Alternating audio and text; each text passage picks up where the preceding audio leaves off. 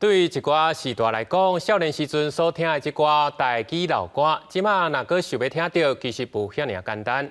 由一团退休的人士所创的这个老歌乐团，因就专门咧接社区的歌单，专唱台语老歌，佮会分享歌曲的背景甲故事，希望透过这寡歌曲的演出，或者时代感受到较早少年时因听歌的快乐。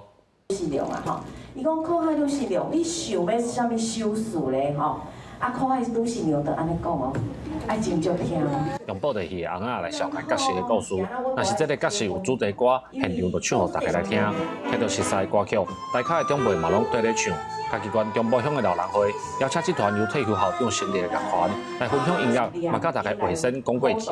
这韵味无共款，想到阮第一届去人家看电视的迄种回味。这些长辈可以这勾起他小时候，甚至我的这些回忆。老人会表示，电视布袋戏对这长辈来讲，是因细汉时阵大家拢会看的节目，用这个熟悉的主题，分享较早的故事甲音乐，毋但互大位长辈找到同款的话题，嘛互因因为音乐的表演，互心情更较轻松。感觉我心情拢放开，拢种非常的欢喜安尼。为什么啊？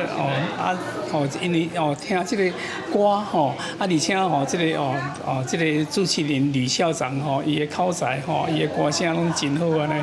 互因有一个刺激他们刺激因的脑子想起较早因少年的时阵的故事，这样子对因来讲就是活化他们的脑筋。乐团指出，这个老歌无伫家伫网络顶面都找到，但是这对年岁大的长辈来讲，不是一件简单的代志。所以才会准备这个内容，毋但互因退休的生活会当用音乐回归社区，嘛互这个长辈透过表演，阁想起家己少年时代的故事。记者林慧婷，家己报道。